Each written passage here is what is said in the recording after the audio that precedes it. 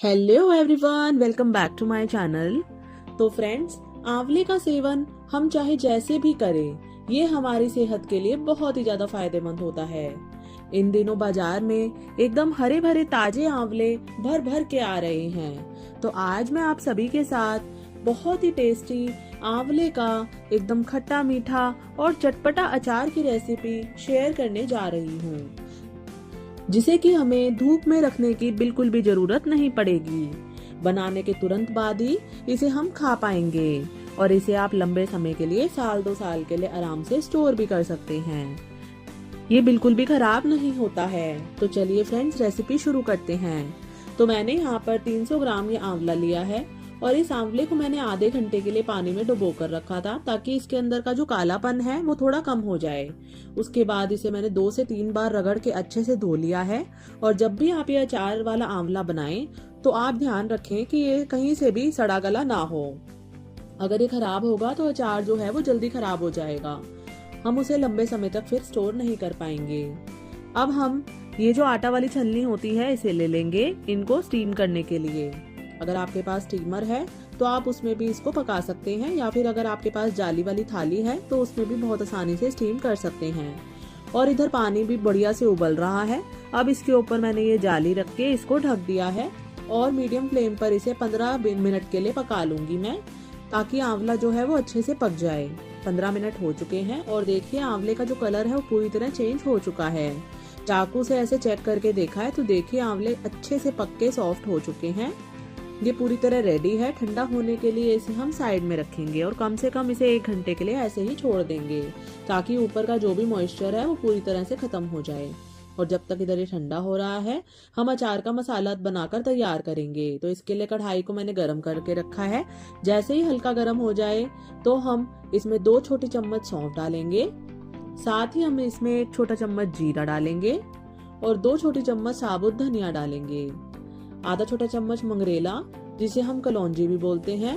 साथ ही इसमें आधा छोटा चम्मच ये मेथी के दाने डाल देंगे। अब इन मसालों को हम लो टू मीडियम फ्लेम पर लगातार चलाते हुए करीब 4 से 5 मिनट के लिए भूनेंगे, ताकि मसाले एकदम अच्छे से भुन जाएं। और मैंने जो भी मसाले बताए हैं उसमें से किसी को भी आप स्किप मत करिएगा फ्रेंड्स। सभी का एक अपना ही फ्लेवर होता है, बहुत ही बढ़िया टेस्ट देता है ये अचार में। साथ ही आगे इसमें कुछ हम मसाले और भी ऐड करेंगे। देखिए मसाले अच्छे से भुन चुके हैं यहाँ पर। अब इसके कलर को देखिए, हल्का सा चेंज हो चुका है। इससे ज्यादा डार्क नहीं करेंगे इसे। ये पूरी तरह से रेडी है। ठंडा होने के लिए इसे हम साइड में रखेंगे और जब ये पूरी तरह से ठंडा हो जाएगा तब इसका हम पाउडर बनाएंगे। इधर ये आंवले भी पूरी तरह से ठंडे हो चुके हैं। तो इसके अब हम पीसेस करेंगे। अंदर तक ये अच्छे से पके हुए हैं, जिसकी वजह से इसे हम हल्का सा ही प्रेस करेंगे ना, तो इसके जो पीसेस हैं वो बहुत ही आसानी से अपने आप ही अलग हो जाएंगे। आप चाहे तो आंवले को साबुत भी रख सकते हैं, या फिर चाहे तो इसके ऐसे पीसेस भी बना सकते हैं। तो एक एक करके सभी आंवले में से इसके मैंने बीज को निकाल लिया है और इस तरीके से पीस कर लिए हैं। अब ये पूरी तरह से रेडी है और इधर मसाला भी ठंडा हो चुका है। तो अब इसे हम मिक्सी के जार में डालकर पीस लेंगे और दरदरा ही पीसना है फ्रेंड्स हमें इसे, बहुत फाइन पाउडर नहीं बनाना है। देखिए मैंने हल्का सा दरदरा रखा है। अब ये मसाले भी पूरी तरह से रेडी हैं। तो चलिए अब हम अचार बनाना शुरू करते हैं। तो यहाँ पे मैंने एक कढ़ाई को गर्म होने के लिए रखा था। अब इसमें 4 से 5 बड़े चम्मच सरसों के तेल डाल लूंगी मैं। किसी भी अचार के लिए सरसों का तेल सबसे बेस्ट होता है। थोड़ी देर में ये तेल अच्छे से गर्म हो चुका है। तो यहाँ पर मैंने गैस के फ्लेम को लो रखते हुए 1 छोटी चम्मच सौंफ डाल दी है। बहुत ही अच्छा टेस्ट आता है इससे अचार में। साथ ही इसमें एक थोड़ा सा हम मंगरेला डालेंगे, 8 से 10 मेथी के दाने और हींग भी डाल देंगे। और बस लगातार चलाते हुए इन मसालों को हम 10 से 20 सेकंड के लिए भूनेंगे। बहुत ज्यादा इसे हमें डार्क नहीं करना है। देखिए सौंफ का कलर हल्का सा चेंज यहाँ पर हो चुका है। तो अब इसमें हम ये आंवला डाल देंगे। एक बार चला लेने के बाद अब इसमें हम बाकी के सारे मसाले डालेंगे। तो यहाँ पे मैंने आधा छोटे चम्मच हल्दी पाउडर, तीखापन के लिए इसमें 1 छोटी चम्मच लाल मिर्च का पाउडर, एक बढ़िया सा कलर आए इसके लिए मैंने आधी छोटी चम्मच कश्मीरी लाल मिर्च पाउडर डाला है। इसके टेस्ट को और भी ज्यादा बढ़ाने के लिए इसमें हम आधा छोटा चम्मच गरम मसाला डालेंगे और आधे छोटे चम्मच ही काली मिर्च का पाउडर भी डाल देंगे। और 1 छोटी चम्मच काला नमक डालेंगे। बहुत ही बढ़िया टेस्ट आता है इससे अचार में। 1 छोटा चम्मच के लगभग इसमें सफेद नमक डाला है मैंने। साथ ही ये जो मसाले को हमने पीस के रखा था उसे भी डाल दिया है और बस मीडियम फ्लेम पर लगातार चलाते हुए इन मसालों को हम 1 से 2 मिनट के लिए भून लेंगे। बहुत ज्यादा इसे हमें नहीं भूनना है, नहीं तो मसालों का जो कलर है वो डार्क हो जाएगा। तो लीजिए, मसाले भी हल्के से भुन चुके हैं। अब इसमें गुड़ का यूज करेंगे थोड़ा खट्टा मीठा टेस्ट लाने के लिए। तो यहाँ पे मैंने 250 ग्राम गुड़ को ग्रेट करके इसमें डाल दिया है ताकि ये जल्दी से मेल्ट हो जाए इसमें। यहाँ पे आप गुड़ की जगह पे चीनी या खांड का इस्तेमाल भी कर सकते हैं।